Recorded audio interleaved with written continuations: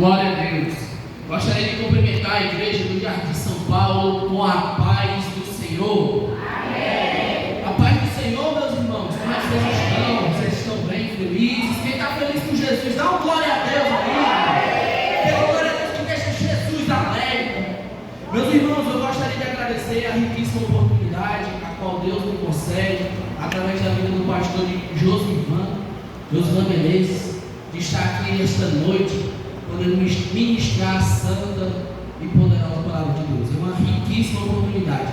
E hoje nós estamos aqui para guerrear, para batalhar, para louvar e engrandecer o único que é digno de toda honra e de toda glória. A Bíblia vai dizer em João capítulo 4, versos 23 e 24, que é chegado o dia e a hora em que o Pai busca adoradores que o adorem em espírito, em verdade. Glória a Deus por essa igreja abençoada, a igreja do Jardim São Paulo. Queridos, hoje o Senhor tem uma palavra para falar aos nossos corações. Confesso aos meus irmãos que tive pouco tempo para preparar essa mensagem, mas eu creio que quem vai falar essa noite não é o Joel, é o Espírito Santo de Deus. Eu estou aqui totalmente dependente do Espírito Santo. Então vamos dar glória a Deus, aleluia. Vai ser essa a nossa conversa com Deus. Deus vai falar usando a minha vida, e você vai responder a Deus com glória a Deus, aleluia, como se fosse o nosso último culto. Vamos dar o nosso melhor para Deus essa noite. Glória a Deus. Queridos irmãos, sem mais delongas, peço aos meus irmãos que abram as suas Bíblias no livro de Atos dos Apóstolos.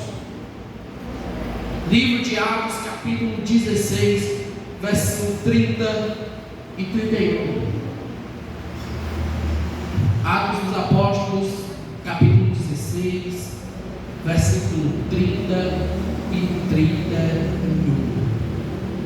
Quem achou diz um amém? Amém. Glória a Deus. Assim diz a palavra do Senhor. E tirando-os para fora, disse: Senhores, o que é necessário que eu faça para me salvar? E eles disseram: crê no Senhor Jesus Cristo e serás salvo, tu e a tua casa. Com todo respeito à oração do pastor, irei orar justamente, porque a oração nunca diz. Maravilhoso Deus, eterno Pai, Pai santo e justo, Deus eterno. Pai, estou aqui com um canal nas tuas mãos, meu Pai, para falar com a tua querida, santa e amada igreja, Pai. Sei que não sou digno nem de olhar para ti, meu Deus, mas eu sei que o Senhor tem um amor por mim e por esse povo, Pai. Fala poderosamente ao nosso coração, Pai. Senhor, onde houver um crente batizado com o Espírito Santo, Pai, renova ele essa noite, meu Deus, Senhor. Enche do teu poder, Pai. Enche de uma tua palavra essa noite, Pai. Quebra as cadeias, Pai. Quebra todas as barreiras, em nome de Jesus, Pai. Assim seja feito, em nome de Jesus. Amém. Queridos irmãos, o livro de Atos, por que não dizer o livro de Atos dos Apóstolos, ou então Atos do Espírito Santo através dos apóstolos?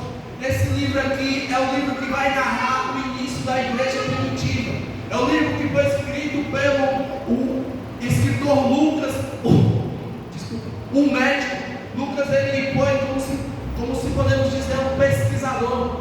Ele fez uma grande pesquisa sobre a história de Cristo, apesar de ele não ter presenciado a Cristo, fisicamente. Ele se converteu e ele quis saber historicamente o que Cristo fez, e ele é o autor do livro de Lucas e do livro de Atos dos Apóstolos. Ele teve uma grande pesquisa e estudou. Esse homem está escrevendo aqui nesse contexto, em Atos capítulo 16, acerca de um homem, aliás, dois homens que estavam em uma missão em que Deus não deixou somente para os apóstolos, mas que Ele deixou para a sua igreja, para todos nós. Deus deixou uma missão: ide por todo mundo e pregar o Evangelho a toda criatura. Essa missão, ela é universal para todo cristão. Quem não sabe ainda o seu chamado, quem não sabe ainda o que fazer ou por onde ir, e está em oração perguntando: Deus, o que o Senhor quer me usar? A missão que Ele deixou é: ide, pregue, fale do amor de Deus, fale da minha palavra, fale aos sedentos o quanto eu os amo, fale aos meus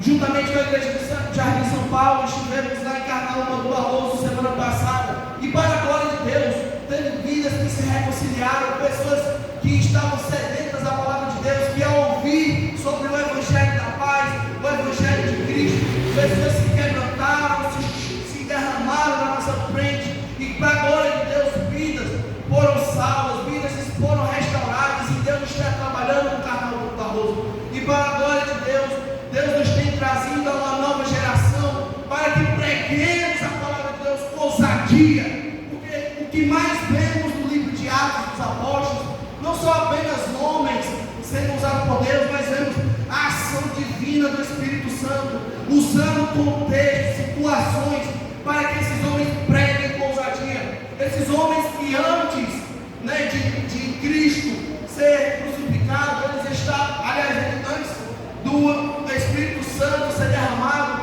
eles estavam com medo. A Bíblia vai dizer que eles estavam, que o pastor foi ferido e as ovelhas foram dispersas, e a ordem que foi dada é ficar em Jerusalém até que do alto sejais revestidos de poder. Essa foi a ordem que foi dada. Inclusive nem todos obedeceram essa ordem, mas aos que obedeceram, o Espírito Santo desceu e encheu do fogo do Espírito Santo. Esses homens, se você prestar atenção, onde há o poder do Espírito Santo, onde os crentes evangelizam e pregam com o poder do Espírito Santo, há um grande levante do inimigo, há uma grande guerra espiritual travada. O que acontece é que hoje em dia as pessoas não buscam mais os dons espirituais, não buscam mais o dom de línguas, o dom do Espírito Santo, e não buscam ser mais revestidas do poder de Deus. As pessoas sabem a Bíblia, elas falam sobre a Bíblia. Hoje em dia qualquer um fala sobre a Bíblia. Você vê um ímpio falando sobre a Bíblia, você vê um influenciador falando sobre a Bíblia. Um cara que nem é crente hoje em dia quer falar de Bíblia para falar sobre finanças. Mas uma coisa eu quero dizer: sem o poder de Deus, sem o Espírito Santo, não converte. Nós precisamos estar cheios de Deus, para que aquela vida seja transformada, para que aquela vida busque uma mudança. É o Espírito Santo. Não tem como um pregador subir num púlpito desse e não vir pregar sem o Espírito Santo. Sem o Espírito Santo a gente não consegue falar essa palavra maravilhosa e alcançar e penetrar a vida das pessoas, porque é o Espírito Santo que convence o homem. Esses homens eram cheios do Espírito Santo. Essa missão aqui estava Paulo e Silas. Inicialmente, essa aqui foi a segunda viagem missionária de Paulo. Inicialmente eles iriam para a Ásia, que nós conhecemos por Ásia Menor. Esse era o plano a qual Paulo tinha traçado. Ele pregou boa parte da Ásia. Só que ao Deus se revelar para Paulo em sonhos, a qual um homem dizia para ele: passa a Macedônia, houve uma mudança na sua rota, e aqui eles estavam, certo? Numa cidade de Filipos, eles estavam ali naquela região, uma cidade grega, uma pequena cidade, e acontece que Paulo e Silas, andando para essa cidade, eles estavam na casa de um irmão, e nesse contexto aqui, uma mulher com espírito de adivinhação, toda a vida que esses homens passavam, pegavam e começavam a dizer: esses aí são os pregadores, esses aí são os homens de Deus que trazem a palavra de Deus. E Paulo, a Bíblia vai dizer que, perturbado em um momento, ele vira e diz ao Espírito: sai, seja liberta em nome de Jesus. E aquela garota foi liberta. O que está faltando muito na igreja de hoje em dia? Discernir. Saber discernir quando é Deus que está falando algo ou quando é o diabo. Porque Deus não precisa da bajulação do diabo. E nós não precisamos de elogios feitos pelo inimigo. Nós não precisamos que ninguém aponte para a gente e diga: você é o homem de Deus. Paulo teve discernimento de ver que aquilo não era de Deus, e por conta disso ele expulsou aquele espírito maligno. E a Bíblia vai narrar e vai dizer que, por conta dessa libertação, aquela garota que tinha o espírito de adivinhação, por ela ter sido liberta, a Bíblia vai dizer que os donos, os principais daquela cidade, ficaram com muita raiva porque eles perderam a fonte de renda. Eles usavam a adivinhação daquela mulher, através da feitiçaria, para conseguir render. E era essa a prisão daquela cidade. Aquela garota estava presa, mas até aquele momento, Cristo ainda não tinha chegado na vida dela. Mas quando Jesus chegou na vida dela, as cadeias se quebraram e ela foi liberta para a glória de Deus.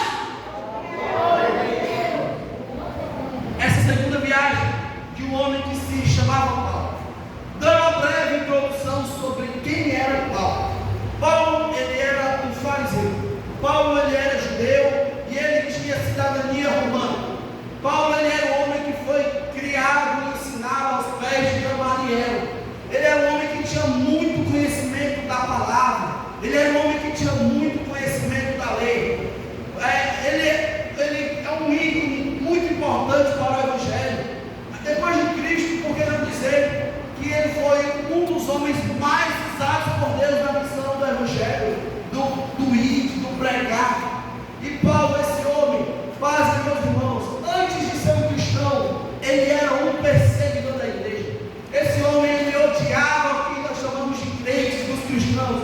Esse homem, ele não podia ver alguém falar sobre Jesus, porque ele, na concepção que ele tinha, pelo que havia sido ensinado toda a sua vida, ele tinha aquilo como uma heresia, como uma seita.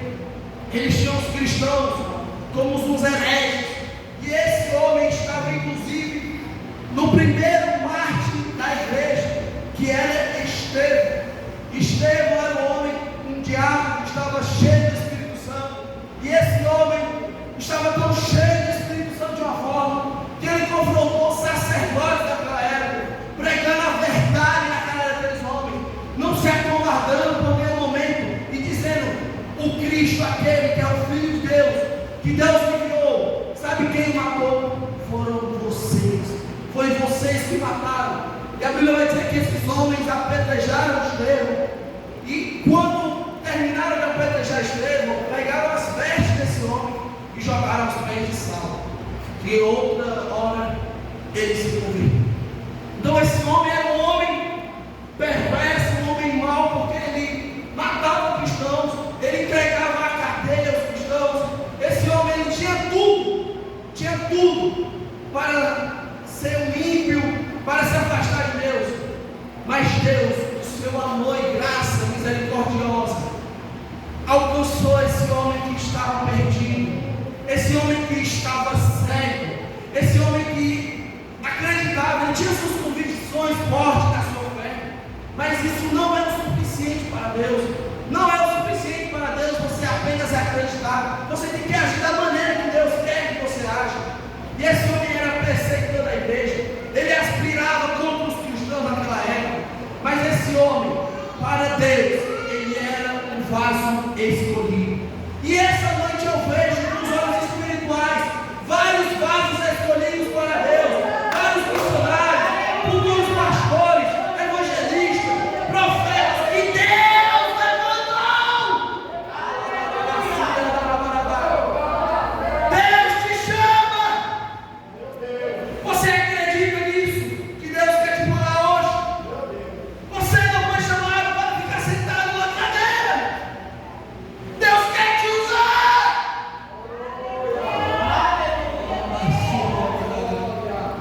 Você sabe que você é falho, que você não tem força, que você desiste fácil, que você não consegue ter a disciplina de orar e de ler a Bíblia todo dia, mas Deus sabe quem você é. Ele está te chamando. Há muitas almas sedentas, há almas que estão precisando de uma palavra essa noite, há almas que estão perecendo. Nós temos sede de almas, meus irmãos. Nós temos bem a nossa parte como missionários, como chamados por Deus. E é nesse contexto em que Deus me trouxe a palavra essa noite. Não é porque eu planejava pregar essa noite, mas nesse contexto em que esses homens estavam, eles estavam presos em uma cadeia. Esses homens iam para outro lugar, não era no plano deles ir para essa cidade, mas eles foram usados por Deus em uma libertação. Esses homens estavam apenas pregando a palavra de Deus e foram acusados. Eles foram acusados, primeiramente, de uma maneira preconceituosa de serem judeus. Logo após eles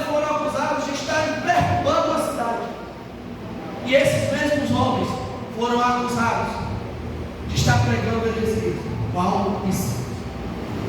Esses homens, segundo a narrativa do capítulo 16, após a libertação, os donos, os homens que eram responsáveis, os magistrados, né, que eram responsáveis por aquela garota, né, que foi liberta, eles foram até os principais sacerdotes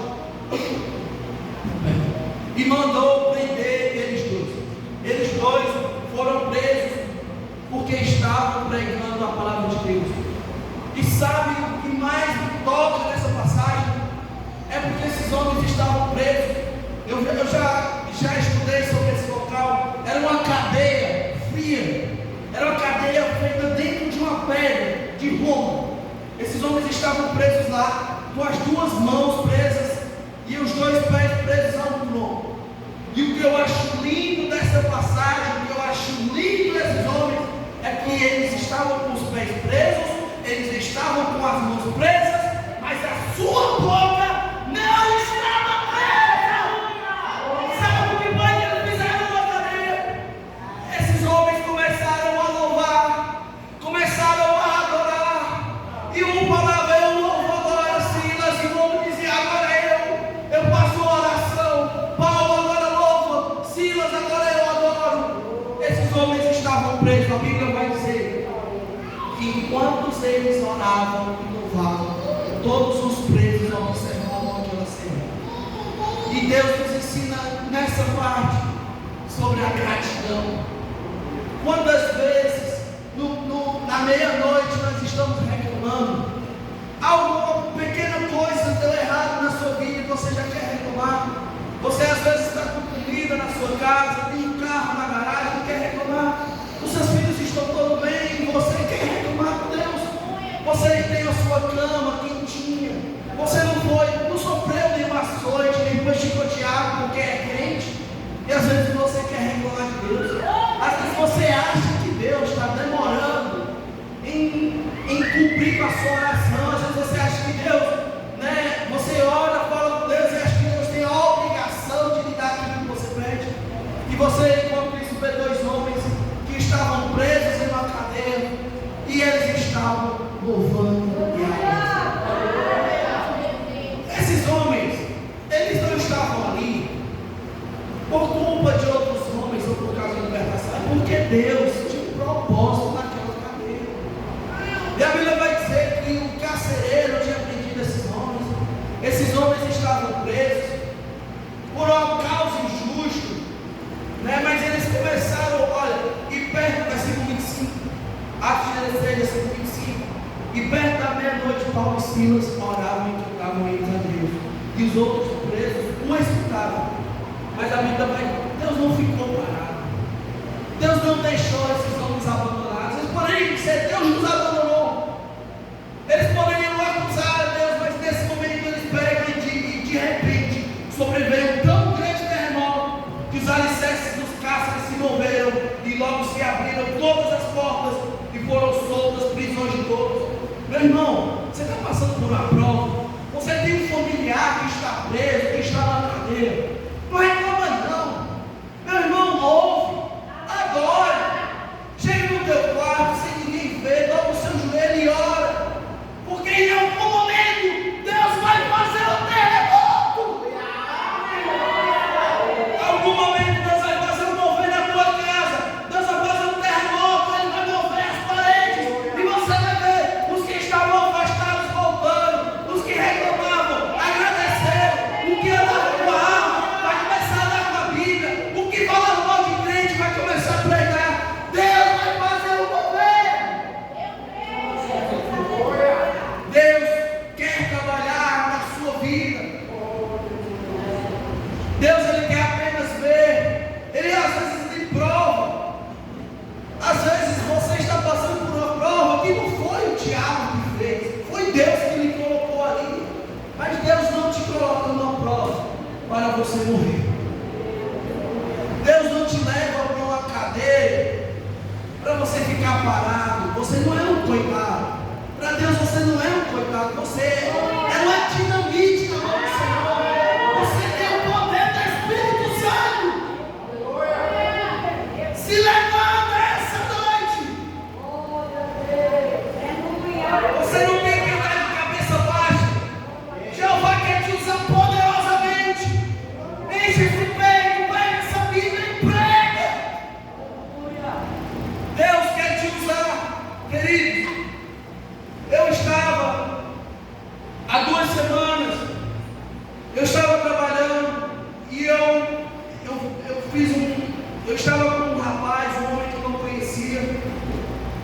E no meu trabalho, esse homem só falava de criminalidade para mim.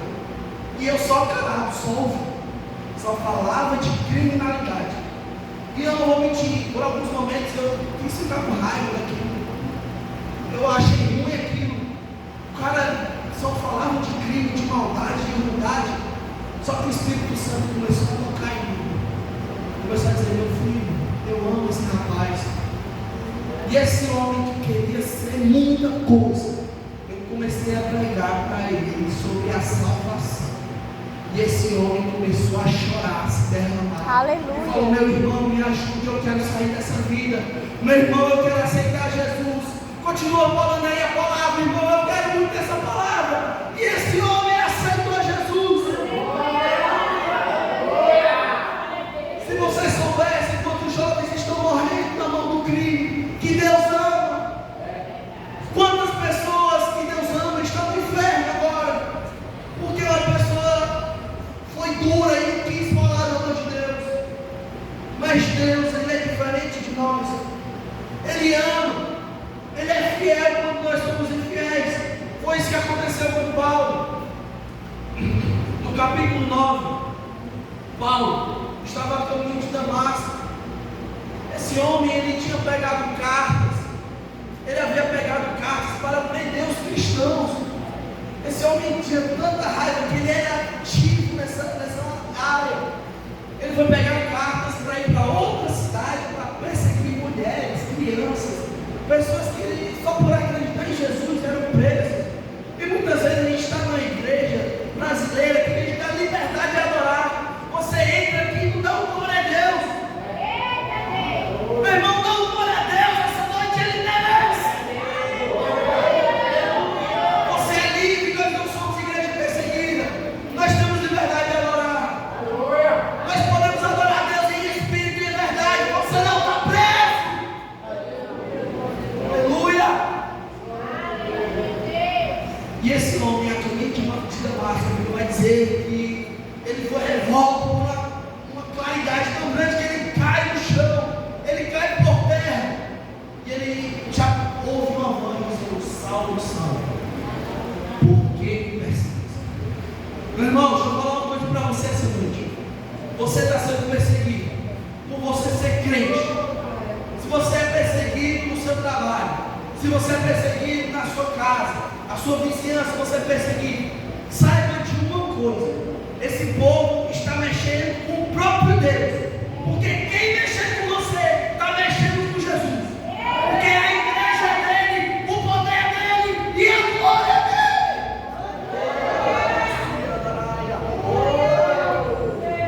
Você pode adorar a Deus essa noite? Então esse homem que estava atrás de prender os cristãos, que estava indo perseguir cristãos, esse homem cai por terra. Esse homem tem um encontro com o próprio Cristo. Jesus glorificado aparece diante dele. Uma luz tremenda a ponto de cegá-lo aparece diante dele. Aleluia. Meus irmãos, e esse homem, a Bíblia vai dizer que ele é levado para um local e Deus chama um homem que se chama por Ananias. E fala assim: Ananias, tem um homem que está na rua esquerda, se não me engano, assim está escrito. E esse homem, de rua direita, corrigindo. E esse homem se chama Saulo. A Bíblia vai dizer que Ananias, quando ouve isso, o joelho do homem se treme. O homem fica com medo e ele questiona a Deus. Ele fala assim: mas Senhor, esse homem eu sei quem é. Esse homem ele mata crente. Esse homem persegue os crentes. Ele é conhecido. Esse homem é um assassino. Talvez ele até disse assim: ele não dá, ele não vale nada. Mas Deus vai dizer: para mim, ele é um vaso escolhido. E eu vou mostrar para ele o que é sofrer pelo meu nome. Tem gente que acha que depois que vira crente é só vitória. Mas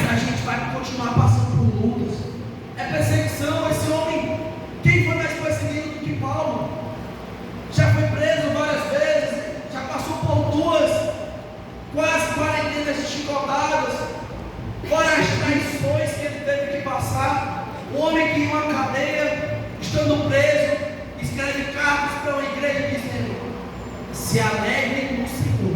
Repito mais uma vez: se alegrem no Senhor. Quem é que consegue adorar e louvar à meia-noite? Quem é que consegue louvar e adorar quando falta comida em casa? Quem é que consegue louvar e adorar quando começa a perder as suas coisas que você demorou tanto para conquistar? Mas uma coisa nós aprendemos: nós adoramos a Deus, não é pelo que Ele faz, é por quem Ele é. Ele merece ser adorado, Ele é digno de adoração. Adora a Deus essa noite, meu irmão. É difícil adorar a Deus. Eu sei que nós passamos por mundos que às vezes queremos desanimar e desistir. Eu já disse para mim mesmo que não iria mais fazer algo para Deus, mas quando Ele me chama com o amor dele, eu não consigo dizer não, porque Ele é bom demais. Não dá para negar o Deus tão bom, o Deus que ama o mundo de pecadores falhos, um Deus cheio de graça e misericórdia, que está de braços abertos para você. Deus, Ele tem vontade de ter relacionamento, mas Deus sabe que você tem que agir, você não pode ficar parado. Deus, Ele te chama,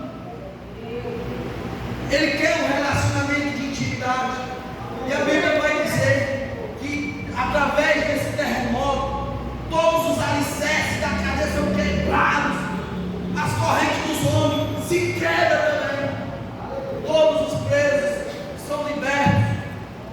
E a Bíblia vai dizer que o carcereiro, que ele era como se fosse o dono daquela vida, o carcereiro, quando ele veio, teve o terremoto, eu quero dizer que ele desperta. Me diz quem é capaz de dormir em meio ao terremoto. Só é uma obra de Deus mesmo. Aquele homem, quando desperta, ele vai tentar contra a própria vida. A Bíblia diz que esse homem pega uma espada e já vai se suicidar. Ele já vai se matar, porque provavelmente ele ia ter que acertar conta por vários presos que haviam sido soltos.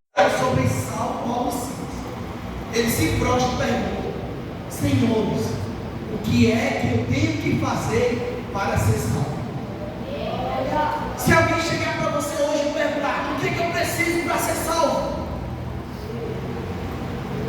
A resposta de Paulo foi: crê no Senhor Jesus e serás salvo, tu e a tua casa. Isso é uma promessa que Deus está determinando para a sua família hoje. Deus está dizendo: crê em mim, serve a mim, obedece a mim, e eu salvo você e a sua casa.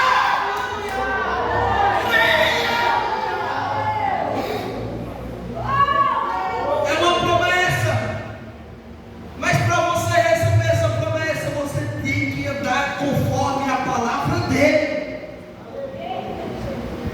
Mas Deus não chamou só para salvar a sua casa. Ele quer que você seja usado para salvar os que estão lá fora, os que ainda não ouviram, os que já ouviram e estão com o coração endurecido. Já pensou se cada crente aqui consegue trazer no próximo culto 2 pessoas? A gente volta à igreja, né? Meu irmão, vamos dar o nosso melhor como cristãos e anunciar a palavra de Deus, porque Deus nos chamou para pregar a sua santa palavra. E a Bíblia vai narrar com muita precisão que após esse homem se converter, ele foi transformado, esse carcereiro. O que foi que ele fez, irmão Joel? Ele começa a cuidar dos ferimentos de Paulo.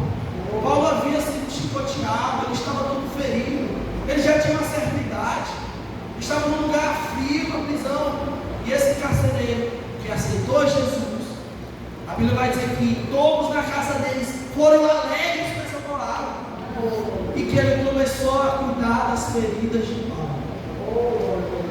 Está faltando um crente hoje em dia que cuida das feridas do povo.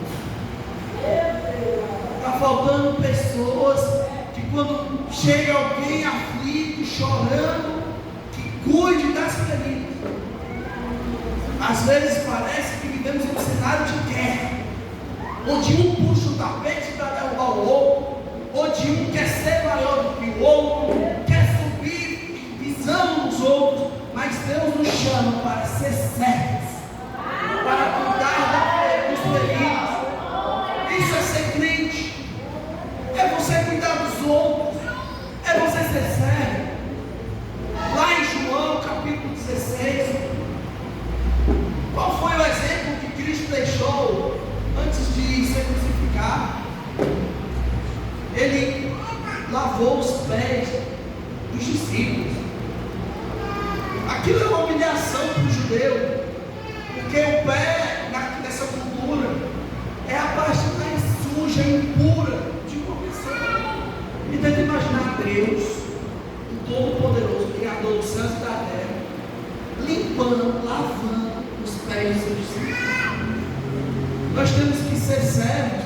Se Cristo, sendo Deus, Ele não veio para ser servido, Ele veio para servir. Quem somos nós para dizer um não quando o pastor nos chama para limpar a igreja? Quem somos nós para dizer um não quando a igreja é chamada para evangelizar? Quem somos nós para dizer um não quando a igreja é chamada para discipular? O nosso papel como cristão está sendo feito. Nós estamos realmente servindo a Deus com amor e alegria. Você vê dois homens que estavam numa situação precária, adorando, glorificando e pregando a palavra.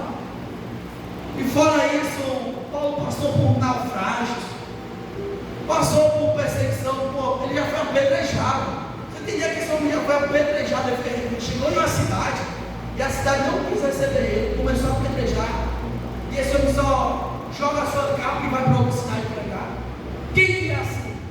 Você ficaria desanimado? E por que não dizer o próprio Cristo, que Ele veio para servir e foi crucificado? Esse é o papel da igreja. Nós não podemos ficar parados. A nossa missão é fazer mídia do Senhor. E aí o momento em que a igreja mais cresce é o momento da perseguição. Você vê a igreja de Atos, era só perseguição, era só luta. Mas a igreja crescia, a igreja aumentava. Nós vivemos dias difíceis em que o evangelho está sendo distorcido e as pessoas querem deixar o evangelho mais macio, sem lutas, sem provas, é só vitória. Mas ser crente é cruz. Nós temos que carregar uma cruz. Nós temos que negar a si mesmo, a nossa própria vontade humana e carnal. Dizer não para nós e sim para Cristo. Meus irmãos, nós sabemos que há uma grande luta no mundo espiritual. Se você decidir fazer algo em prol da obra de Deus, você vai passar por lutas. Mas nós não podemos nos acovardar, porque é chegado um dia. É chegado um dia em que o Filho do Homem voltará e irá prestar contas. Será que você se preocupou mais com o seu trabalho, com a sua vida profissional, com estudos, consigo mesmo, e esqueceu do principal que é Deus? Um dia Jesus irá voltar. A Bíblia vai dizer que nem os anjos sabem aquele dia, ninguém sabe aquele dia, somente o Pai. E esse dia em que Cristo voltar, nós iremos nos acertar diante de Deus. As nossas obras serão provadas no fogo. Alguns irão ser salvos apenas pela misericórdia ali. Os vasos de misericórdia vão ser salvos apenas na misericórdia de Deus. Mas eu quero perguntar para você hoje: você tem feito o seu papel de cristão? Você tem desistido na primeira oportunidade? Irmãos, Deus tem um grande compromisso com a igreja de missão evangelística. A missão foi algo que começou no coração de Deus. Eu sei que não é um culto de missão, mas nunca é demais a gente reforçar com os irmãos. Eu queria ver a igreja do Jardim São Paulo cintilando de amor por almas, que não consiga falar de outra coisa a não ser de pregar o amor de Deus. Porque muitos andam dormindo, muitos estão cansados, não conseguem mais sair nas ruas, enquanto há almas sedentas. Mas a igreja do Jardim São Paulo, eu creio em nome de Jesus, que Deus vai levantar, Deus vai dar força ao que estava fraco, vai levantar o caído, vai animar o desanimado. Deus vai chegar na sua casa com provisão, Deus vai estar com autoridade, vai repreender o demônio e as cadeias cairão. Meus irmãos, esse louvor da meia-noite foi impactante. A Bíblia vai dizer que o choro pode durar uma noite, mas a alegria vem pela manhã. Esse choro muitos interpretam como um sofrimento, mas na verdade esse choro é uma oração, é um coração contrito. Davi vai dizer que o coração quebrantado e contrito não desprezará o Senhor. Um coração humilde que reconhece a sua humanidade, a sua fraqueza, é o sacrifício agradável a Deus. Deus, ele tem prazer quando nós nos humilhamos diante dele, porque nós não somos nada nem ninguém, mas Deus nos amou a ponto de enviar o seu filho para morrer numa cruz. Por que Deus fez isso por nós? Por que Deus enviou o seu filho para morrer numa cruz, ser pregado em um madeiro? Por amor. Você tem que ter amor por essas almas, por essas vidas. Meus irmãos, eu gostaria de, nessa noite, com a permissão do pastor José, fazer uma oração pelas famílias. Você que tem um filho que está afastado, um familiar afastado, um conhecido afastado, eu queria hoje chamar você aqui à frente para a gente fazer uma oração pelas famílias hoje, com a permissão do pastor José. Até aqui foi o que o Senhor me passou para pregar essa palavra. Que Deus